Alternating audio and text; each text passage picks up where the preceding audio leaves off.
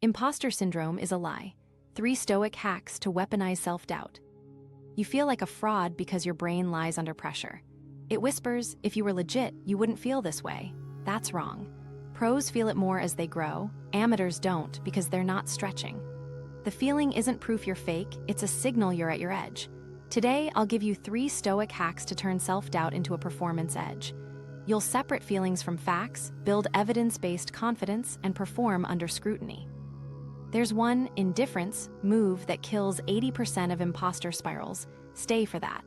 Let's expose why your current approach backfires so you can fix it fast. Why your current approach fails. Problem right arrow pattern.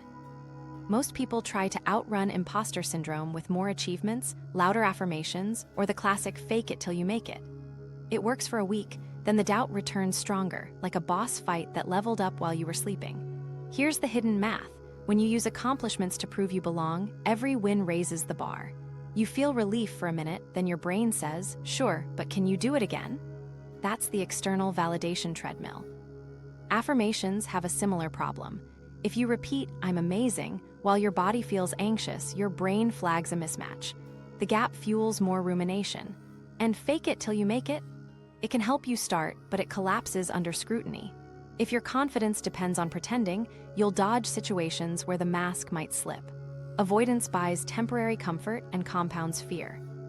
Now let's name the cognitive traps. The spotlight effect makes you think everyone's staring at your flaws. They're not. They're mostly thinking about their own. Confirmation bias then kicks in. You filter any neutral feedback as proof you're not good enough. A simple question in a meeting becomes, they see through me? You start scanning for fraud detection instead of opportunities to contribute. Emotionally, this builds a loop. Anxiety spikes, so you overprepare or you avoid. Overprep gives short-term relief, but silently teaches your brain that anxiety equals danger, and only perfection is safe. Avoidance gives even stronger relief, which reinforces the fear. Next time, the reaction triggers faster. You've built a neat little fear machine. Here's the Stoic diagnosis. You tied your worth to externals, job titles, praise, followers, credentials, outcomes. Epictetus would call these not up to us. When your identity is pegged to what you can't control, insecurity is rational. The fix isn't to stop caring, it's to care about the right things. Competence and character over impressions. Process over applause. You might be thinking, but I need external signals to know if I'm doing well. True, feedback matters. The mistake is using it as your identity fuel rather than navigation data. Use it to steer, not to breathe. This clicked for me when I switched from was I impressive to was I useful? Usefulness is a standard you can control, and it makes you bolder. The next issue, you're arguing with feelings. You treat anxiety as a lie you must defeat. Stoics don't wrestle feelings, they label them. I notice a sensation of pressure. That tiny distance changes behavior. When you're fused to the feeling, you act from it. When you observe it, you can choose.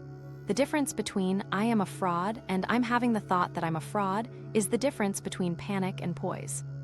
Now here's where most people mess up during high-stakes moments. They rehearse the audience's reactions instead of their own delivery. They try to control approval, which they can't, and neglect preparation, which they can. That's why your run-throughs feel tense. You're practicing the wrong thing. Practice the structure, the transitions, the clarity of your ask. Leave the audience's mood alone. Let's also hit the social media effect. Constant comparison warps your baseline. You compare your draft to someone else's final cut. Your brain updates its standard to effortless excellence, which is a fake category. Even the best are editing. When you hold yourself to invisible edits, your work never feels ready. That's not high standards, that's self-sabotage disguised as taste. Another pattern, you hunt for certainty before you start. Once I know enough, I'll feel ready. But readiness is produced by reps, not research. Every expert you admire carries doubt, they just don't wait for it to vanish. They act with it, and that action generates evidence their brain can believe. Evidence beats affirmations every time. So what do you do instead? You install a cleaner operating system. Stoicism is practical. Focus on what's in your control, judge yourself by virtue, not vanity, and zoom out when your mind exaggerates threats. This isn't theory for the shelf. It's a set of behaviors you can run today. Quick checkpoint before we move on. If you've been chasing praise to feel safe, repeating affirmations that don't match your body, avoiding arenas where you might be judged, or overprepping to numb anxiety. You're feeding the loop. The good news, loops can be broken. Once you stop tying your worth to externals, the pressure drops and performance rises because you're finally practicing the right things. In a second, we'll switch into the Stoic Playbook. Control what you control, choose an internal scorecard, and create cognitive distance. Once you nail that, everything else clicks. Stoic Principle 1: Control what you control. Let's start with the simplest lever that gives you the most relief: control. The thing most people miss is they spend 80% of their energy chasing what can't be controlled, opinions, outcomes, timing, and then feel powerless. The reason this works against you is obvious.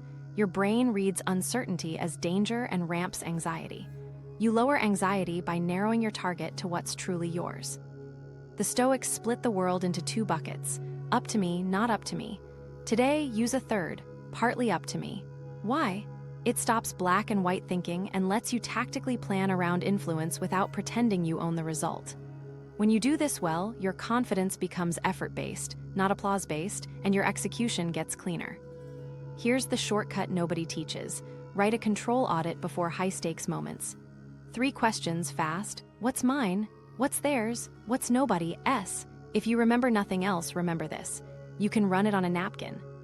What's mine? Preparation, clarity of message, structure, practice reps, timing you choose, the first 5 sentences, how you breathe, how you handle a tough question, your integrity if something goes sideways. What's theirs? Their mood, their prior biases, their attention span today, their questions, their interpretation. What's nobody's? The weather, a sudden outage, a competitor's surprise announcement, a random fire drill. Let me show you exactly how this looks for a presentation. Mine: a crisp outline with 1 core idea per section, slide density under 6 bullets, a clear call to action, a 2-sentence summary for execs, and a back pocket demo. Theirs: how engaged they feel after lunch, whether someone gets a ping mid-talk, who dominates QA, nobody's, the projector glitching. Based on that, I rehearse delivery, not reactions. I preload backups on a USB, print the summary, and time the talk to end 2 minutes early. I don't rehearse applause. I rehearse transitions. Now here's where most people mess up. They rehearse imaginary critics. They spend an hour scripting the perfect comeback to a hypothetical challenge and 0 minutes tightening their argument. That's rehearsing reactions instead of rehearsing delivery. It feels productive, but it's actually control leakage. Pull it back. Tighten your logic, sharpen your ask, and design your first minute and last minute. Those anchor the room. Okay, so the tricky part is outcomes. You can influence them, but you can't own them. So we split outcomes into process outcomes and terminal outcomes.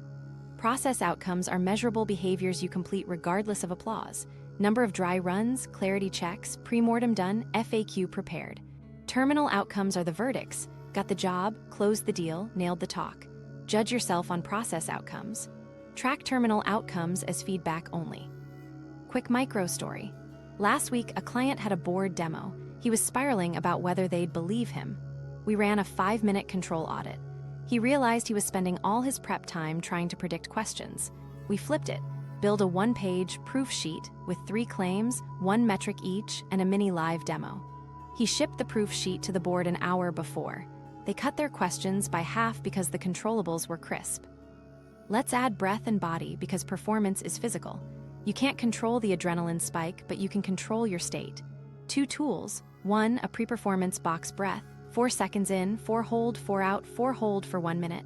2, a longer exhale, about 5 to 6 seconds to downshift. Label the sensations. This is activation, not danger. That line prevents you from trying to fight your own biology. Now the pre-brief. Ask, under pressure, what do I want to do by default? My default is to talk faster and over-explain. So my control plan includes a cadence cue. Pause after the first claim, sip water, then continue. I put a sticky note at the top of my laptop that says, slow, land the point. That's a controllable. You might be thinking, but if I don't worry about their reaction, won't I come off aloof? No, you'll come off composed. Caring about the audience is different from controlling the audience. Care shows up in clarity, empathy, and pacing, the things you control. Control shows up as grasping. People feel the difference immediately. Common mistakes to avoid. 1, checking faces for approval mid-flow, faces lie, someone frowning might be concentrating. 2. Changing your plan mid-talk to chase a nod. That's how you derail structure. 3. Perfection targets like no filler words. Better target, land my thesis in the first minute, repeat it at the end. Here's your quick win. Before your next high-stakes task, do a 3-minute control audit. Write 3 columns, mine, theirs, nobody's. Turn the mine list into a mini checklist. Outline done, first minute scripted, 2 objection responses practiced, timing rehearsed, backup ready. Circle 1 behavior you'll execute even if nerves spike. That becomes your anchor. The reason this works is simple. When your brain sees you acting on controllables, it recalibrates threat down. Anxiety becomes fuel for focus instead of noise. And once control is clear, you need a standard for judgment. That's our next move. Switch to an internal scorecard so your confidence doesn't swing with the room. Stoic Principle 2, Virtue over Validation. Once control is clear, you need a way to judge yourself that doesn't swing with the room. This is where Stoicism gets practical fast. Switch from validation to virtue. External scorecards, likes, titles, applause, are unstable. Internal ones, what you stand for and how you act, stabilize confidence because they're always available and always within reach. Why this matters? If your confidence depends on praise, you'll chase easy wins and avoid stretch arenas.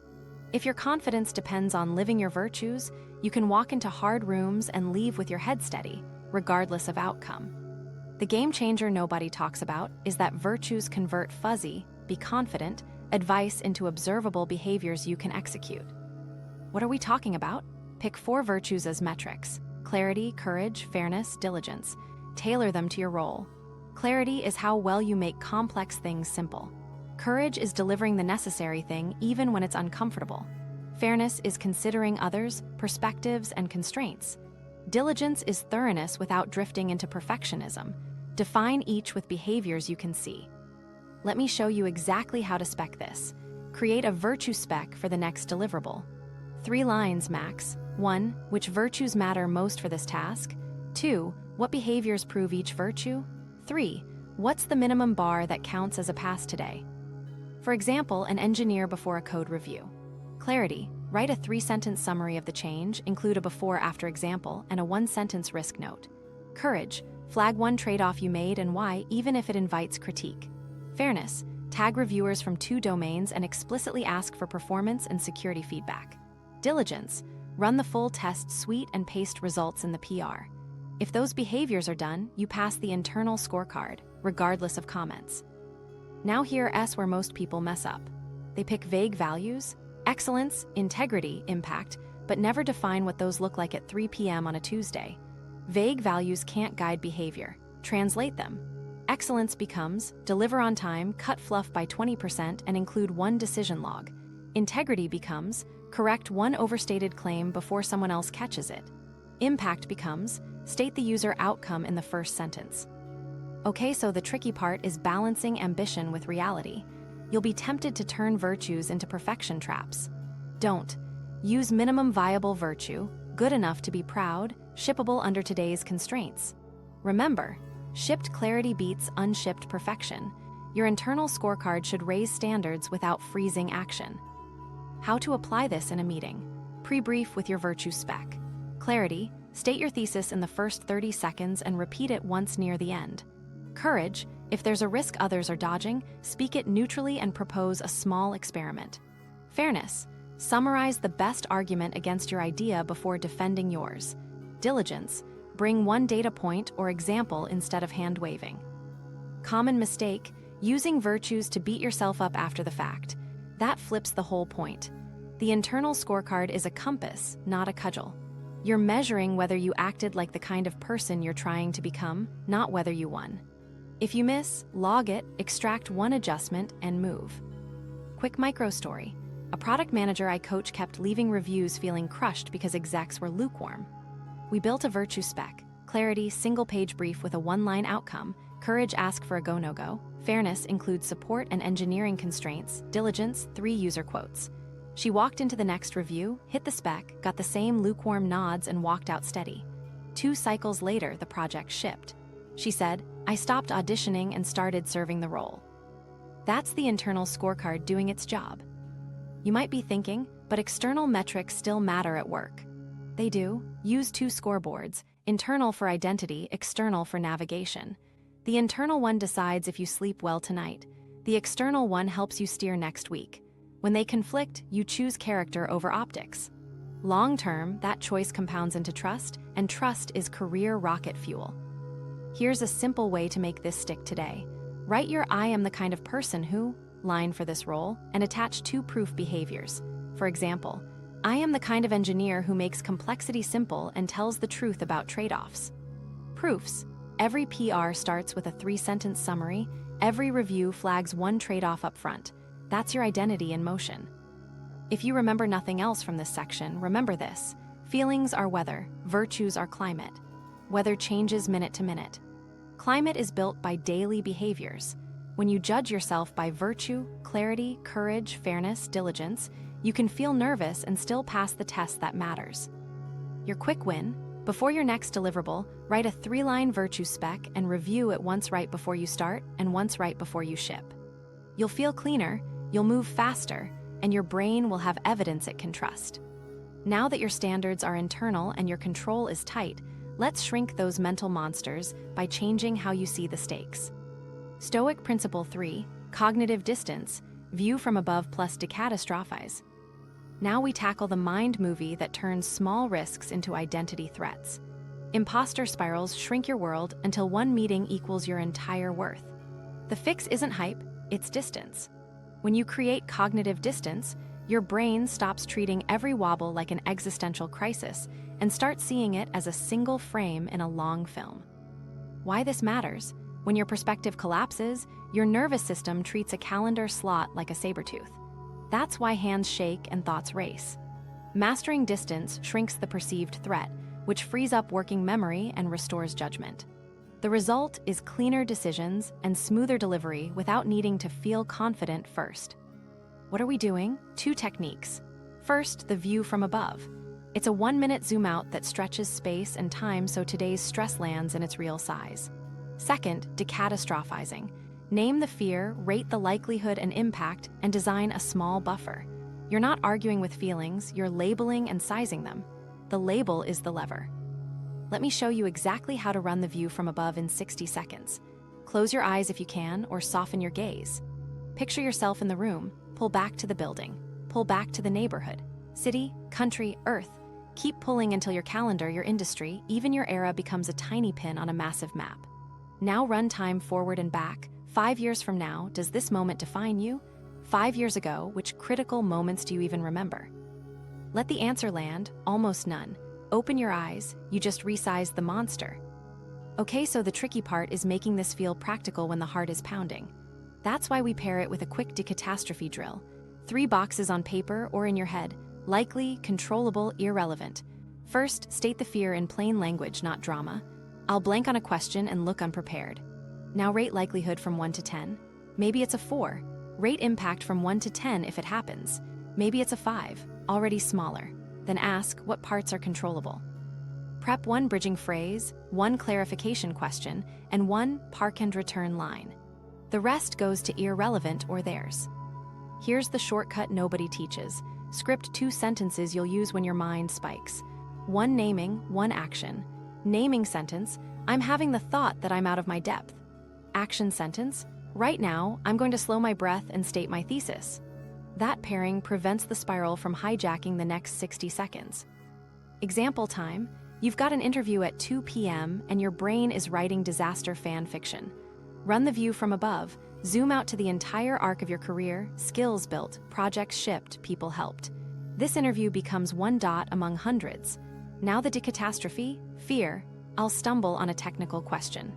Likelihood 6, impact 4 if you handle it well. Controllable, structure your answers with a simple framework and practice 3 think aloud phrases. First principles here are: I'd validate by, if I had more time I'd test. The rest is theirs: mood, preferences, decision. Now here's where most people mess up.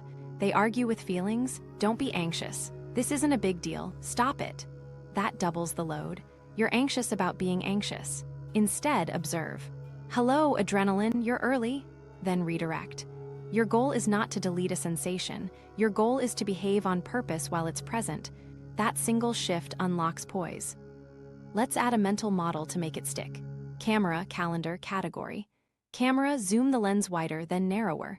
Wider to see proportion, narrower to find the next controllable move. Calendar, stretch the timeline so today is a page, not the book. Category, classify the event correctly. Is it practice, test, or parade? Most moments are practice. Treating practice like a final exam creates unnecessary panic. Common mistakes. 1. Using zoom out as avoidance, like nothing matters, it's all dust. That's nihilism, not stoicism. Purpose remains, panic shrinks. 2. Catastrophizing with vague blobs, this will be a disaster. Demand specifics. What exactly breaks? How would you know? 3. Refusing probability. If you rate everything a 9/9, your brain stops listening. Force honest numbers. Quick micro story. A designer I mentor dreaded creative pitches. She de-spiral into, they'll see I'm not senior enough. We built a 60-second routine, view from above, then a 3-box fear map. Her fear, they'll hate the direction. Likelihood 5, impact 3 if she frames options. Controllable, present 2 alt versions and a decision tree. She ran it. Nerves stayed, but the spiral died. The director said, thanks for giving us choices. Same room, different distance. Let me give you a pocket decatastrophe template you can use today. 1. Name the fear in 12 words or less. 2. Ask what would actually happen. Write 3 bullet consequences. 3. Ask what would I do next if that happened. Write 2 recovery steps. 4. Ask how likely is that chain. Give it a number. 5. Based on that, choose 1 tiny buffer, backup notes, a pause line, a printed summary. That's it. You're done in 2 minutes. If you remember nothing else, thoughts are not orders, they're notifications. You decide which to open. Create distance with a label, resize with a zoom, and restore agency with a small controllable move. Do that, and imposter spikes become weather, not climate, brief, passing, and manageable while you keep executing. Hack 1, turn self-doubt into a prep engine, pre-mortem plus protocols. Now we weaponize the doubt. The thing most people miss is that self-doubt is a signal, not a sentence. It's your brain saying, unknowns detected. Great, let's surface them on purpose and convert them into prep you can actually do. The tool is a pre-mortem, then protocols. Assume it failed, list why, then design safeguards. You're turning fog into a checklist. Why this matters? Worry is unstructured prediction. It burns energy and teaches helplessness. A pre-mortem organizes prediction so you can plan. The reason this works is you escape hindsight bias before it bites you. You see failure modes in advance, then build minimum assurances that make failure less likely and recovery faster if it happens. Here's the what in 1 sentence. Write the headline of the failure, list plausible causes, then convert each cause into a behavior, a checklist item, or a rehearsal. If you remember nothing else, remember that conversion step. Without conversion, a pre-mortem is just prettier worrying. Let me show you exactly how to run it in 15 minutes. Timer on. Minute 1, name the event and the success state in 1 line. Client demo lands a pilot. Minute 2, write the failure headline. Demo stalls, they lose confidence. Minutes 3-8, list reasons it failed, 5 to 10 items, no drama. Examples, latency spikes, environment mismatch, unclear outcomes, 1 exec hijacks Q&A, I rush and skip the setup, credentials expire, I can't answer pricing. Minutes 9-13, convert each reason into a protocol. Latency spike, preload assets, local fallback video, close background apps. Environment mismatch, dry run in their room or replicate their setup. Unclear outcomes, open with 3 measurable benefits. Exec hijack, great point, after we cover the core in 90 seconds, I'll come back to that. Credentials, print backup codes, test logins. Pricing, bring a 1-page tier table and a defer line. We tailor based on volume, I'll follow up today. Minutes 14-15. Build your minimum assurances list, 5 non-negotiables you'll execute no matter what. Okay, so the tricky part is discipline. You'll list too many risks and feel overwhelmed. That's where minimum assurances shine. Pick the top 3 risk clusters that would sink the moment: tech failure, unclear ask, tough questions, and lock 1 protocol per cluster. Everything else is bonus. Example time, you've got a client demo Friday. Your pre-mortem flags, latency, random questions, decision blur. Protocols, preload assets and record a 30-second offline clip. Prepare 3 FAQ cards on a sticky note, integration, security, roadmap, and end with a crisp ask. Pilot with Team A for 2 weeks, 2 hours of their time, we handle setup. You also add a reset line in case nerves spike. Quick recap of value. Save 30 minutes per agent per day, reduce error rate by 15%. That line is your parachute. Now here's where most people mess up. They stay at the worry level and never build rehearsals. Your brain learns from enactment, not intention. So you run tiny drills. Do a 2-minute cold open without slides to prove you can land the thesis without props. Ask a teammate to throw one unfair question so you can practice the park and return. Great question. Let me finish the core, then I'll tackle that with the metrics.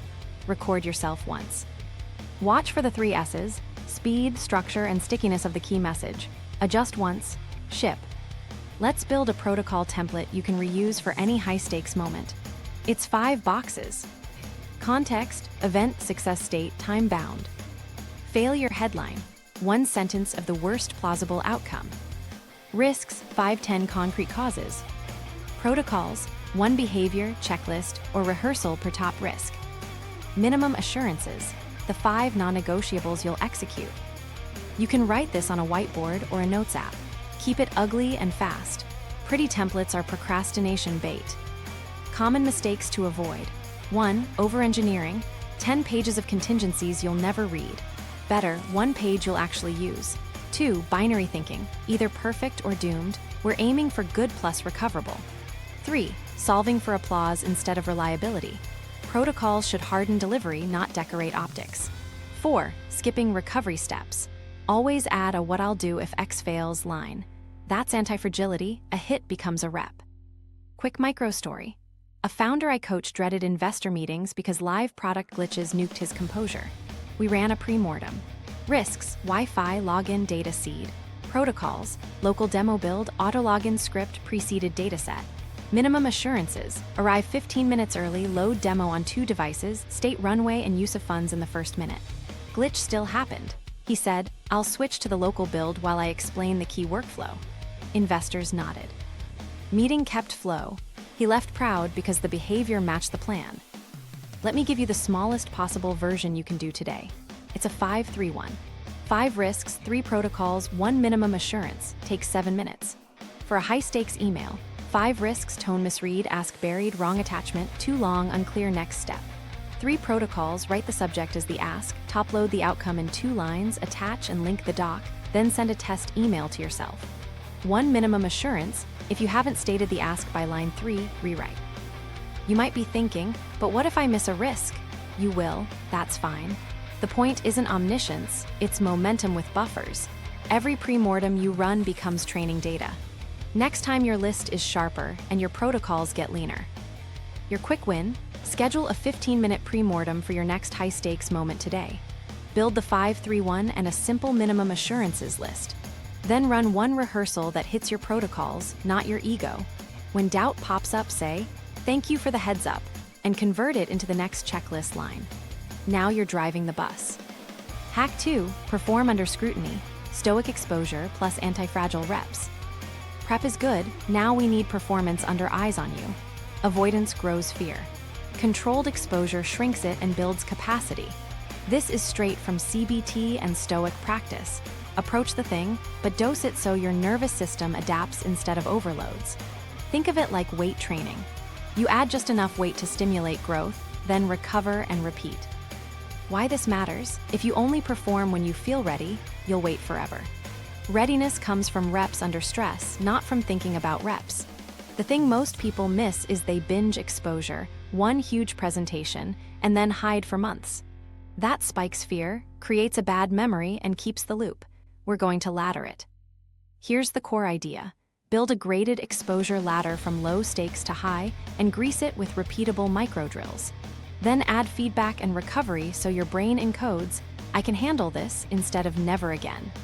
Once you nail that, everything else clicks. Start simple with timed microbriefs. Pick a topic you know, set a 2-minute timer. Deliver 1 thesis, 2 points, 1 ask, record it. Watch once, score only 3 things: clarity of thesis, pace, and whether you landed the ask.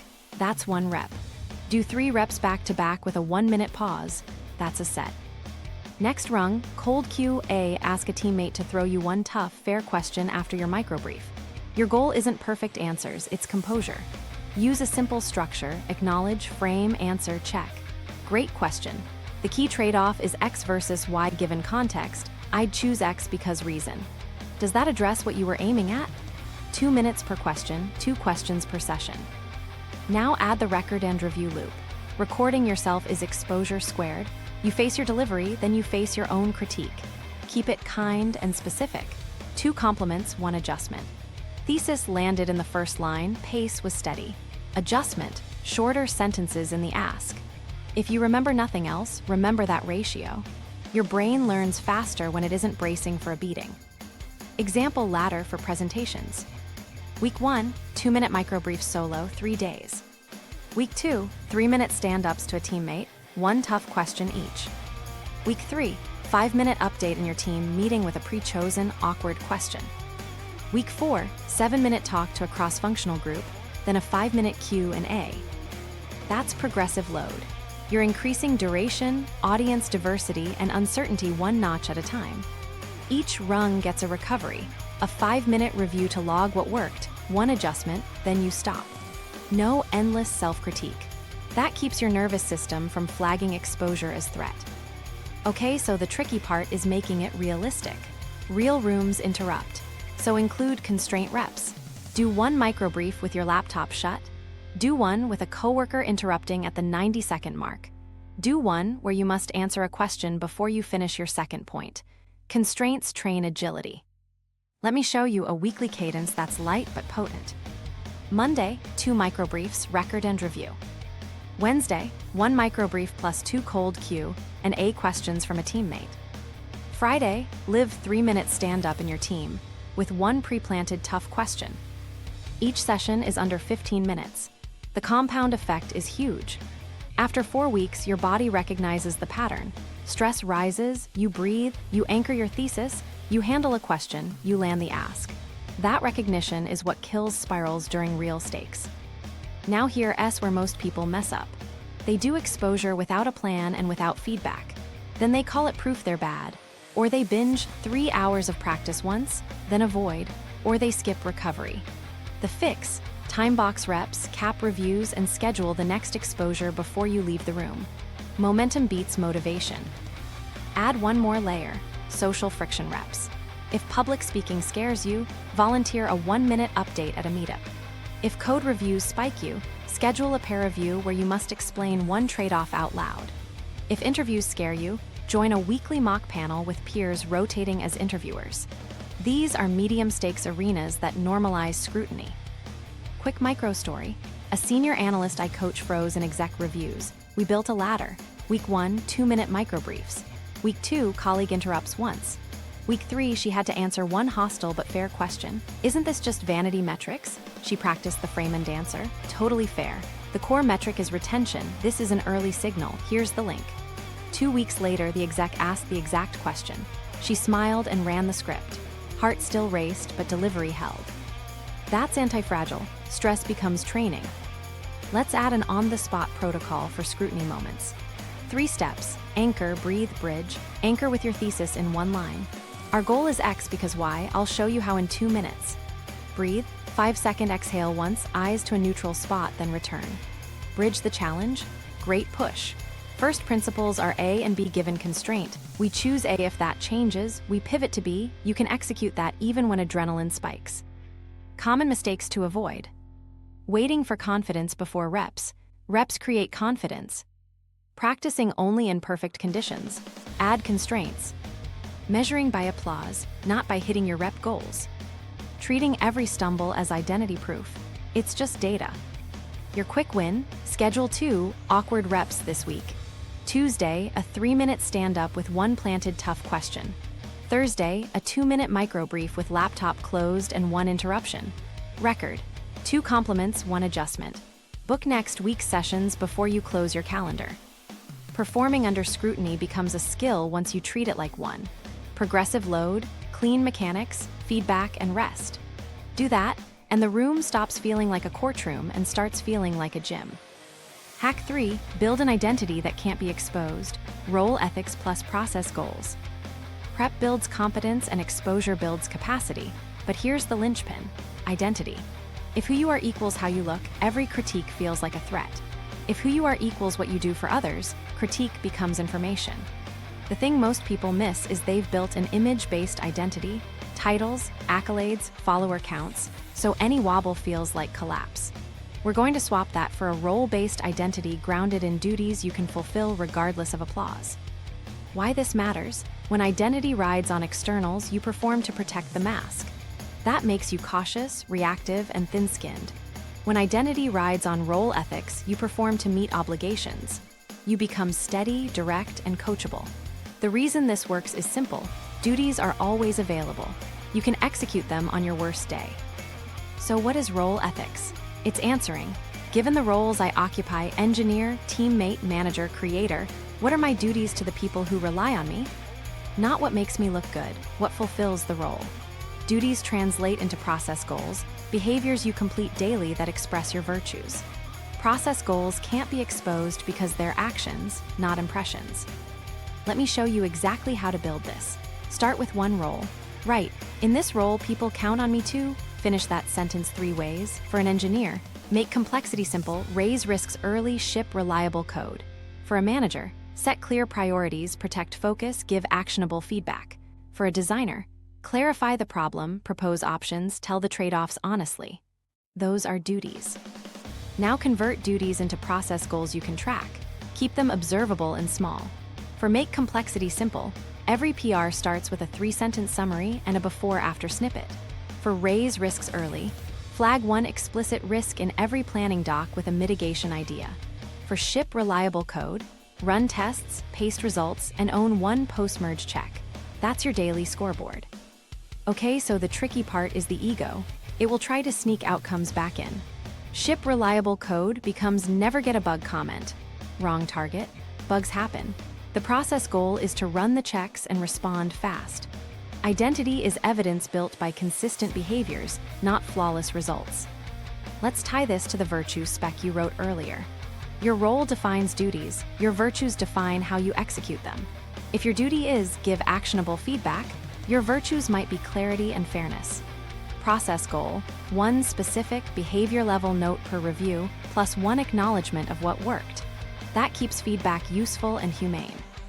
Here's the shortcut nobody teaches. Make an identity cue and 2 daily proofs. The identity cue is your I am line. I am the kind of person who ships truth with care. Or, I am the kind of PM who makes decisions easy for others. Then pick 2 proofs you'll do every day. Proofs are tiny actions that embody the line. Do them first, even on chaotic days. That's how identity survives turbulence. Example time, a writer identity. Duty, serve the reader with clarity and honesty. Process goals, write 500 words before checking messages, cut 10% of words on edit, include 1 concrete example per article. Identity cue, I ship clear, honest writing daily. 2 proofs, draft before inbox, 1 ruthless edit pass. If a post flops, identity stays intact because the duties were fulfilled. Another example, code reviews spike your imposter. Role ethics reframes it. Duty, help the team ship safer, faster. Process goals, read for intent first, then correctness, ask 1 clarifying question before suggesting alternatives, paste a runnable snippet if you propose a change. Identity cue, I help us ship safer, faster. Proofs, clarifying question first, runnable snippet attached. You can do that whether your suggestion lands or not. Now here's where most people mess up. They tie identity to titles, senior, lead, director. Titles can be given and taken. Roles persist. You can act like a leader without the badge by fulfilling leadership duties, setting direction, aligning people, clearing blockers. Process goals, write a 1-page brief per project, run a 15-minute weekly sync, remove 1 blocker by end of day. That's leadership in motion. Let's add a daily kept failed promises log. At the end of the day, list the promises you kept to your role and the ones you failed. Keep it factual, not moral. Kept, PR summary and tests. Failed, raise risk on deadline. Then write 1 adjustment. Tomorrow, open with a risk line in stand-up. This builds integrity. Over time, your brain trusts you because you keep promises to the role, not to your image. Okay, so the tricky part is when criticism hits. Here, S the filter. Categorize feedback as useful, neutral, or noise based on duties. If it helps you fulfill the role, useful. If it's style with no impact, neutral. If it's about optics, only noise. You can thank all three. You only change behavior for useful. That prevents identity whiplash. Quick micro story. A new manager I coach was rocked by a comment. Your updates don't inspire confidence. Old identity panicked. New identity asked, which duty is this about? Duty, set clear priorities. Process goal, every update starts with top 3 priorities, owners, deadlines. She changed the format, not herself. 2 weeks later, same stakeholder said, much clearer. That's identity anchored to duty. Let me give you a template you can fill in today. Role. People count on me to. 1, 2, 3. Process goals daily, weekly. 1, 2, 3. Identity cue. I am the kind of person who. 2 daily proofs. 1, 2. Promises log, kept, failed, adjustment. Common mistakes to avoid. Turning process goals into perfection traps. Keep them minimum viable. Counting only visible wins. Invisible duties count, prep, clarity, risk flags. Abandoning the queue on bad days. Bad days are when you need it most. Your quick win, write your identity cue and 2 proofs, then do both tomorrow before noon. End the day with a kept failed log and 1 tiny adjustment. Do that for 5 days. You'll feel less exposed not because the world got kinder, but because your identity moved to a place no critic can touch. Your duties enacted on purpose. The 7-minute Stoic reset operational routine. Big moments don't wait for theory, so here's a fast, repeatable reset you can run in 7 minutes flat. It's a single sequence that aligns your mind, your standards, and your behavior right before you step into scrutiny. You'll do 6 moves in order: control, audit, virtue, spec, pre-mortem, top 3, view from above, tiny exposure, and an identity cue. Set a timer. When it dings, you act. Minute 1, control, audit. 3 columns, mine, theirs, nobody's, write fast, no editing. Mine, first minute thesis line, 2 supports, 1 ask, breath, cadence, pacing cue. Theirs, mood, interruptions, prior biases, competing priorities. Nobody, S, random tech issues, surprise schedule changes. Circle 1 controllable that will anchor you if nerves spike, usually your first sentence or your recap line. That circle is your fail-safe. Minute 2, virtue, spec. 3 lines. 1, the 2 virtues that matter most right now. For a hiring panel, it's clarity and courage. 2, behaviors that prove them. Clarity, state role, fit in 1 line, use structured answers. Courage, say I don't know cleanly and bridge. 3, minimum viable pass standard. If I land my thesis in 30 seconds and frame 3 answers clearly, I pass. You've just set an internal scoreboard you can win. Minute 3, pre-mortem, top 3. Assume it fails, list the 3 most plausible reasons. Keep it concrete. Example, rambling answers, blanking on a question, forgetting the ask. Now attach 1 protocol to each. Rambling, use a simple structure, thesis, 2 points, close. Blanking, deploy a think aloud or clarifying question. Forgetting the ask, write it verbatim at the top of your notes. This conversion turns worry into handles. Minute 4, view from above. Close your eyes for 30 seconds and zoom out, room, building, city, planet, then 5 years forward. Ask, will this define me? Almost never. Open your eyes and run a quick decatastrophe. Name the fear in a sentence, rate likelihood and impact 110, and choose 1 buffer. Maybe it's a printed copy of your summary or a parked question line. You've resized the stakes and added padding. Minute 5, tiny exposure. Do a micro rep under a small constraint to remind your body you can move while nervous. Stand up, breathe out for 5 seconds, and deliver your first 30 seconds out loud without notes. If you stumble, start again and finish. That's it. You're telling your nervous system, we act now. Record if you can and give yourself 2 compliments, 1 adjustment. Keep it kind and specific. Minute 6, identity cue. Say your I am line and 2 proofs out loud. I am the kind of person who ships truth with care. Proofs today, state the thesis in 1 line, acknowledge a trade-off honestly. Then touch your anchor, your written first sentence, your water sip cue, your sticky note that says slow, land the point. This locks your role and your behaviors in working memory. Minute 7, assemble and commit. Glance at your 3 artifacts, the circled controllable, the virtue spec, the top 3 protocols. Pick one single priority if everything goes sideways. Usually, land the thesis, repeat the ask. Breathe, in for 4, hold for 4, out for 6, twice. Then stop prepping. You've crossed the line from preparation to performance. Walk in. Let's run a quick example before a hiring panel. Control audit. Mine 30-second story of impact, star framing, 2 company-specific questions, calm pace. There's panel rotation, mixed attention, no bodies, room swap. Virtue spec, clarity and courage. Behaviors, star answers, honest trade-offs, crisp ask. I'm excited, next step is a take-home or on-site. Pre-mortem top 3, ramble, blank, forget ask. Protocols, star card on paper, think aloud phrases, ask written at top. View from above, 5 years from now this is 1 dot. Buffer is a printed resume with talking points.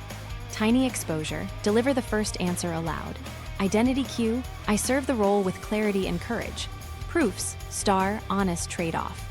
Commit, land thesis, repeat ask. Common mistakes in this routine. 1. Adding steps. Under stress, complexity kills execution. Keep it to 6 moves. 2. Treating the reset like a superstition. If you can't do all 7 minutes, you bail. Wrong. Do the first 2 minutes and go.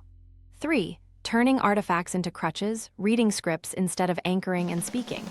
Use artifacts as prompts, not shields.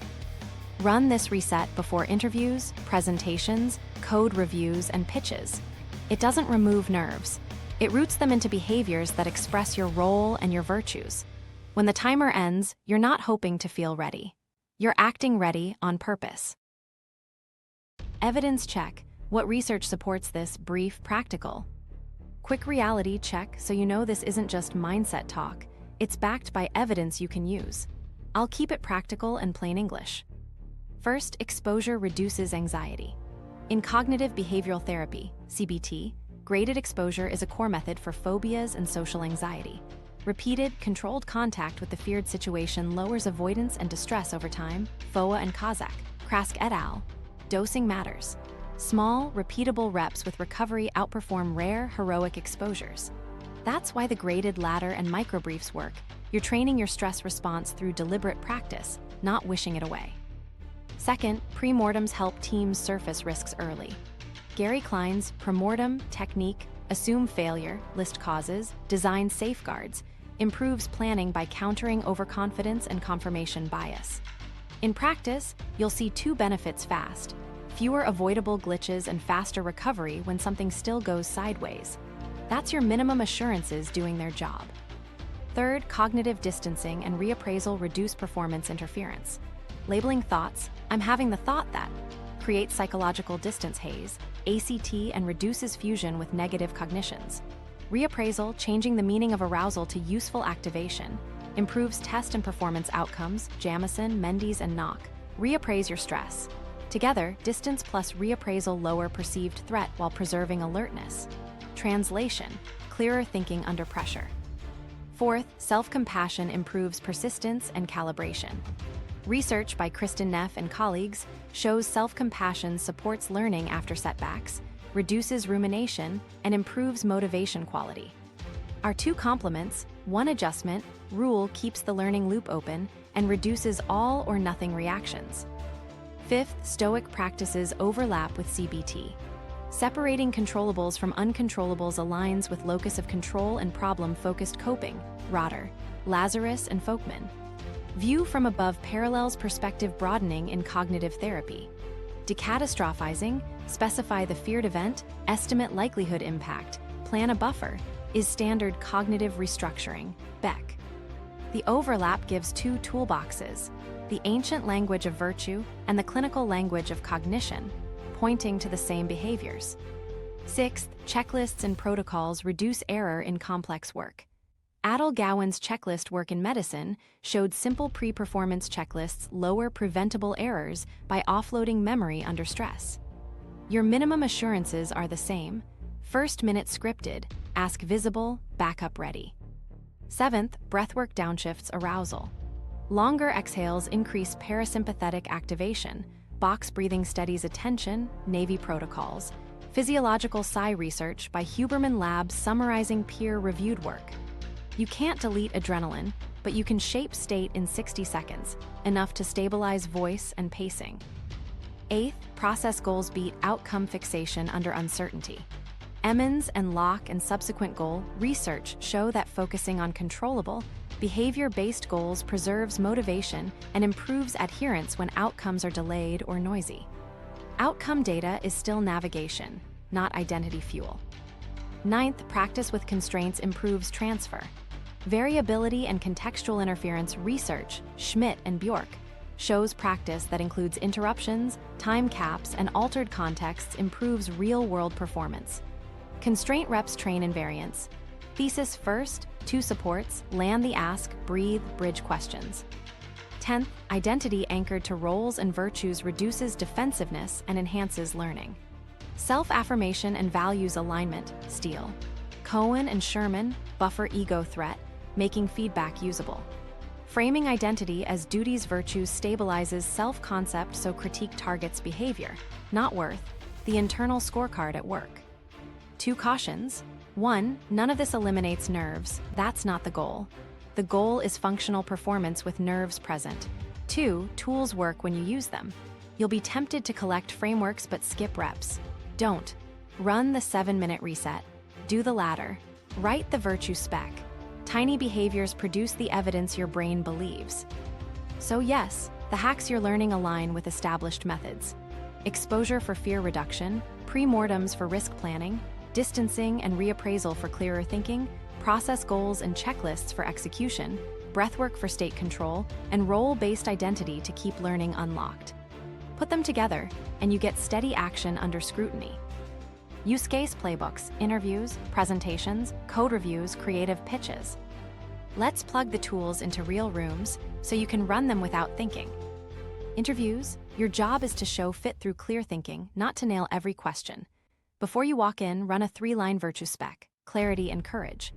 Clarity means structured answers. Courage means honest trade-offs and clean, I don't know bridges. Build a star bank, 5 short stories labeled by skill, leadership, conflict, failure, impact, ambiguity. Put a 1-line title on each so retrieval is instant. Pre-mortem top 3, rambling, blanking, forgetting your ask. Protocols, use star for behavioral, think aloud for technical, and write your ask at the top of your notes. Next step, on-site or take home. In the room, anchor your thesis. I help teams ship X faster because Y answer with a frame. First principles here are so I'd approach it by. If you blank, say, I'd test 2 paths. A and B I'd start with a because, that's courage. Land your ask in the final 30 seconds. Useful follow-up is external data, not identity fuel. Timeline, expectations, any gaps to close. Presentations. The goal is decision clarity, not performance art. Run your control audit a day before. Mine, 1-sentence thesis, 3 beats, 1 ask, a printed exec summary, a 2-minute buffer at the end. Theirs, attention dips, interruptions, competing priorities. Nobody's projector gremlins. Virtue spec, clarity and fairness. Behaviors, state the user impact in the first minute and Steelman the best argument against your proposal before defending it. Pre-mortem top 3, too dense, hijacked Q&A, sprinting pace. Protocols, cut slide density by 20%, plant 1 tough but fair question with a teammate, and add a water sip cue after each beat. Constraint reps, run once without slides, run once with a mid-beat interruption, run once where you must end 1 minute early. Open with a clean anchor.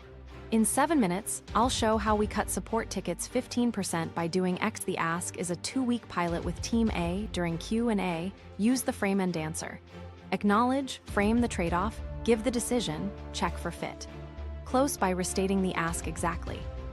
Code reviews, treat them as safety and learning, not verdicts on your worth. Role ethics says your duty is to help us ship safer, faster. Virtue spec, diligence and fairness.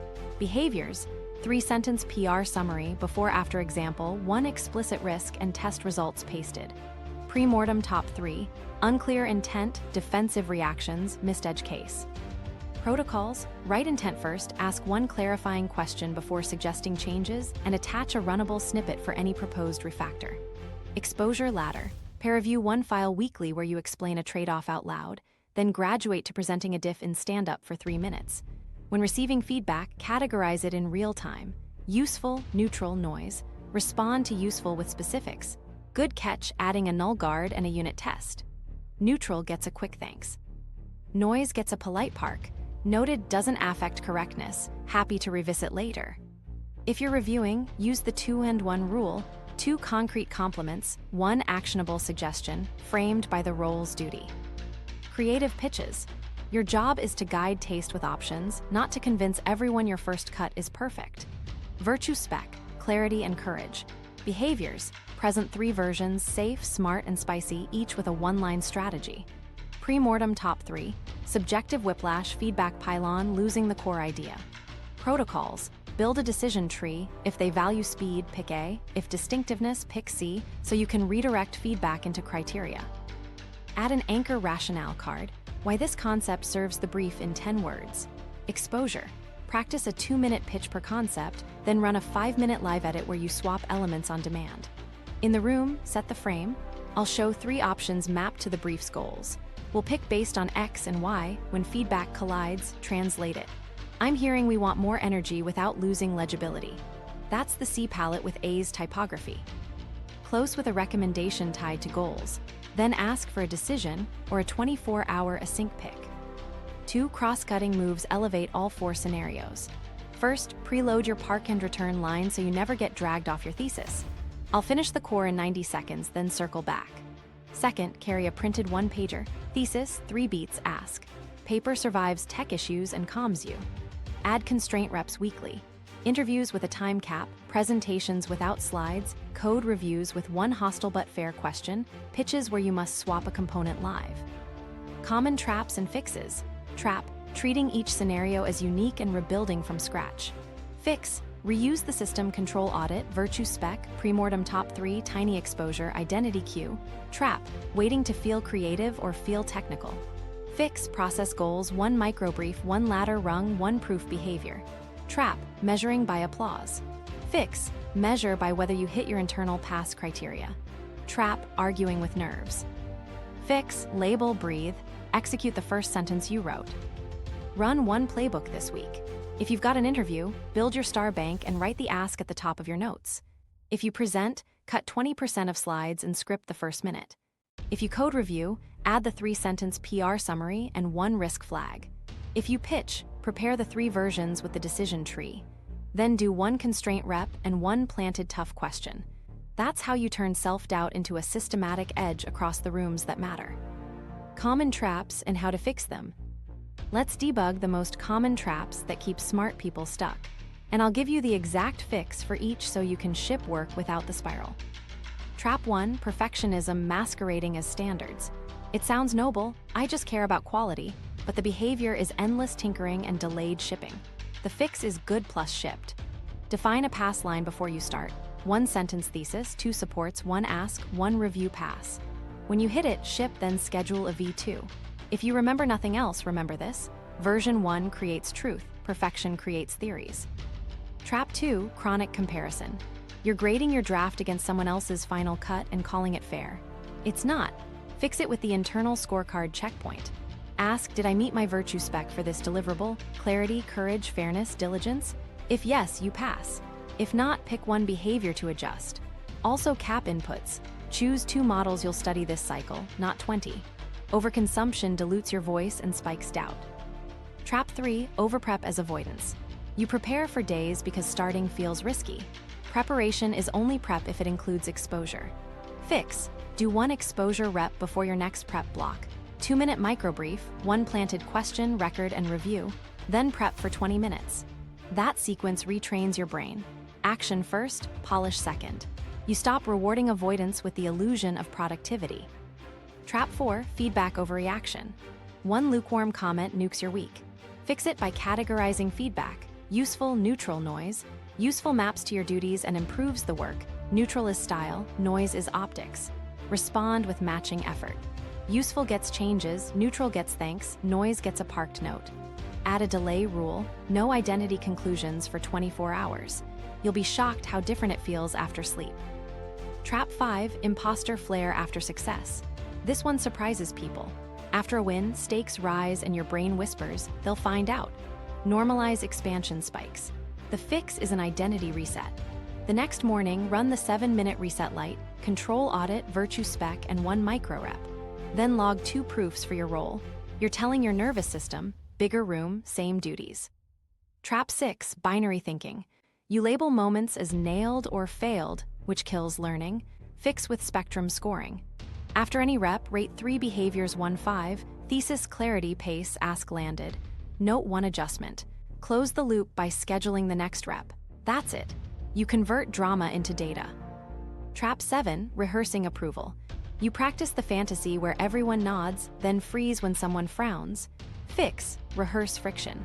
Add a constraint rep, 1 interruption at 90 seconds, 1 tough question, 1 slide glitch. Practice your park and return line and your bridge structure. When friction shows up for real, your body's seen this movie. Trap 8, identity drift. Under stress, you chase optics and forget duty. Fix with the identity cue at the top of your notes. I am the kind of person who ships truth with care, plus your 2 daily proofs. Read it before you start and before you ship. It's a compass, not a slogan. Trap 9, goal sprawl. You try to fix everything at once, voice, slides, data, presence, so nothing sticks. Fix with a single focus per cycle.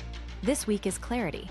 Next week is Q and A, tie the focus to 1 measurable behavior, thesis in the first line, 1 pause per beat, 1 park and return. Depth beats scatter. Trap 10, hiding behind tools. Fancy templates, AI slide decks, endless note systems, none of them speak for you. Fix, tool second, mouth first. Do your first micro brief without slides. If it doesn't land, slides won't save it. Tools should amplify a clear spine, not disguise a missing one. A quick micro story. A developer I work with dreaded PR comments. He spiraled at the first suggestion. We installed 3 fixes: Virtue Spec for reviews, a clarifying question first rule, and spectrum scoring after each PR. 2 weeks later, same volume of comments, 0 spirals. He said, I stopped hearing you're sloppy and started hearing tighten this seam. That's the point. Keep identity steady, keep behavior adjustable. Your play today, pick the trap that bit you last, install the matching fix, and run 1 rep before noon. Good plus shipped. Internal checkpoint. Exposure before prep, categorize feedback. Identity reset. Spectrum score, friction rehearsal. Identity cue, single focus. Mouth first. 1 behavior, 1 rep, evidence on the board. 14-day anti-imposter sprint, practice plan. Let's turn this into a 2-week sprint you can actually run. Same tools, tight cadence, clear metrics. You'll do 3 things daily: 1 control audit, 1 exposure rep, and 1 virtue proof. Then you'll log kept failed promises and adjust. Week 1 is light and consistent. Week 2 raises stakes by 20–30%, just enough to feel like a stretch without triggering avoidance.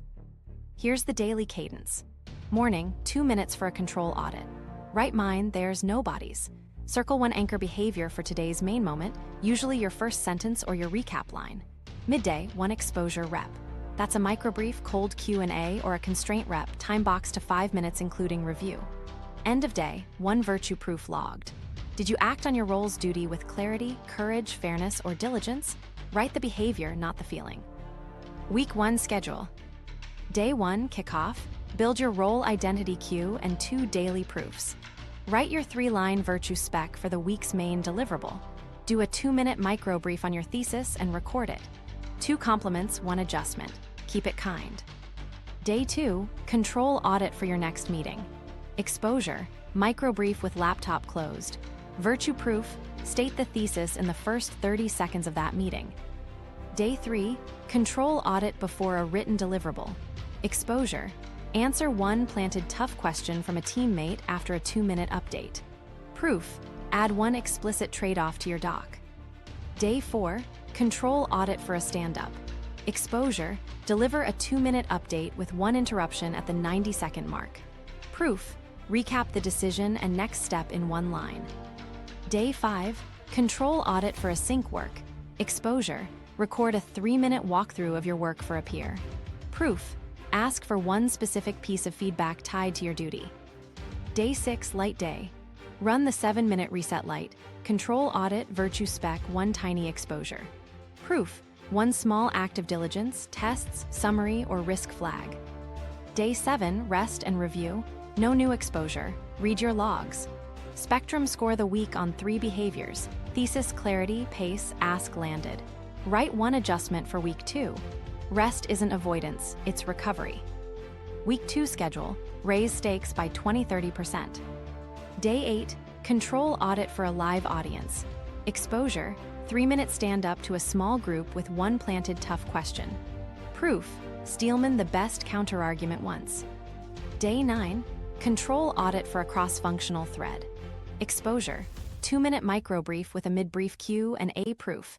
Include one user impact stat in your update. Day 10, control audit for a review. Exposure, pair review a diff and explain one trade-off out loud. Proof, ask one clarifying question before suggesting a change. Day 11, control audit for a decision meeting. Exposure, 5-minute proposal with a 2-minute Q and A proof. State the ask twice, open and close. Day 12, constraint day. Exposure, deliver your first minute without notes, then handle one hostile but fair question using acknowledge, frame, answer, check. Proof, admit one unknown cleanly, then bridge.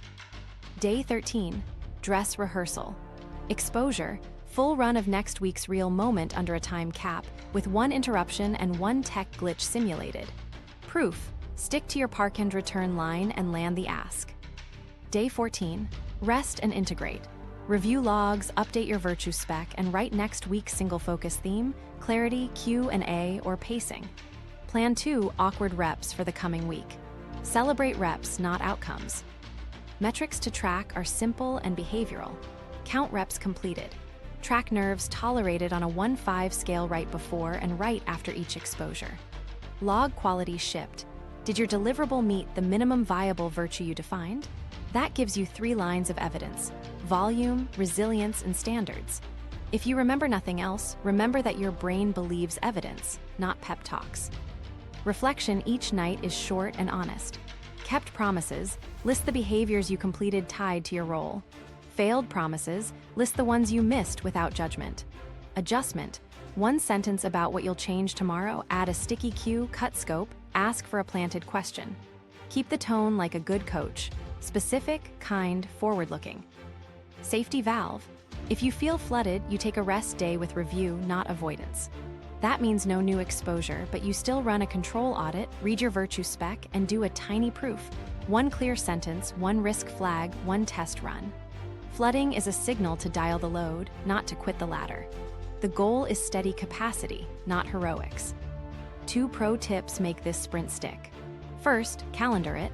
Put the exposure window as a 5-minute recurring event. If it's not on the calendar, it gets squeezed. Second, team it. Ask a peer to swap questions twice a week. Social accountability turns this from self-help into practice. Run the 14 days. You'll finish with reps under your belt, cleaner standards, and an identity that's built on behaviors. Next time doubt spikes, you won't argue with it. You'll point to the board and take the next rep. That's how confidence is earned. The anti-imposter flywheel, integration model. Let's stitch everything into one engine you can run on repeat. Think of it as a flywheel. Each turn adds momentum, and the more you spin it, the easier it gets to keep spinning under pressure. It starts with doubt. You feel that whisper, "What if I'm not ready?" Instead of arguing, you capture it. Doubt becomes your pre-mortem trigger. You assume the moment failed, list the top risks, and convert them into protocols and minimum assurances. That conversion step is the first push on the wheel. Protocols lead to exposure. You schedule tiny, graded reps, micro-briefs, one planted tough question, one constraint. Reps generate evidence. Evidence is how your brain updates its model of you. I can operate while nervous. You stop waiting to feel confident and start acting with receipts. Evidence feeds calmer doubt, not zero doubt calmer. The spike that used to send you into avoidance now feels like a nudge. Run the reset, hit your anchor. That's the second push. As doubt shrinks in size and duration, you reclaim working memory for the task, which makes the next rep cleaner. Meanwhile, your internal scorecard keeps identity steady. Virtues, clarity, courage, fairness, diligence become your climate. Every deliverable gets a mini virtue spec. Pass or fail in the room, you grade yourself by behavior. That stabilizes confidence through rough cycles because you always know how to win today. Act your values. Here's the loop in plain English. Doubt shows up. You run a fast pre-mortem and build 3 protocols. You do one exposure rep with a constraint and a short review. You log 2 compliments and 1 adjustment. You check your virtue spec and mark pass-fail by behavior. You capture 1 piece of evidence you can reuse next time. Now here's where most people mess up. They try to spin the flywheel by force when they're fried. The trick is smaller, faster loops, not harder ones. If stakes spike, you shorten the cycle. 1 risk, 1 protocol, 1 rep, 1 cue. Tight loops beat heavy lifts. Let's drop in a visual you can hold in your head. Imagine 3 concentric rings. The inner ring is control, anchor sentence, breath, structure. The middle ring is virtue, clarity, courage, fairness, diligence, your pass criteria. The outer ring is exposure, reps, constraints, feedback. Doubt is wind. The rings keep the flame steady so it doesn't blow out. You don't fight the wind, you shield and feed the flame. Micro story: a staff engineer I coach had quarterly exec reviews that wreck sleep. We installed the flywheel. Doubt hit. Pre-mortem top 3 in protocols. Weekly exposure, 3-minute updates with 1 interruption. Virtue spec, clarity and fairness, state impact in 30 seconds, Steelman the counter. After 2 quarters, same execs, same scrutiny, different physiology. He said, I still get a jolt, but my hands don't shake. I know the first line and I know the ask. That's momentum. The game changer nobody talks about is compounding. Small wins stack into earned confidence. Your brain doesn't care about slogans, it cares about patterns. Each pass on your internal scoreboard, each rep under load, each protocol that saves you when tech hiccups, those are deposits. After a month, withdrawals don't sting as much because the account's funded. Before we continue, you need to remember the reset lever. When doubt spikes hard, loop faster, not louder. 1-minute micro version, circle your first sentence, say your identity cue, run 1 decatastrophe line, deliver 30 seconds aloud. That's a mini spin. You can do it in a hallway. Let's add the mantra that holds the model together. Feelings are weather, standards are climate. Weather changes all day. Climate is set by what you repeat. If your climate is virtues enacted, then rain doesn't cancel work. You just put on a jacket and ship. Your action plan to keep the flywheel spinning. Install a standing 5-minute exposure slot twice a week. Write 1 virtue spec per meaningful deliverable. Keep a receipts file, clips, checklists, protocols that worked. End critical days with a kept failed log and a 1-line adjustment. After wins, run a reset light to normalize the bigger room. Do this for 6 weeks.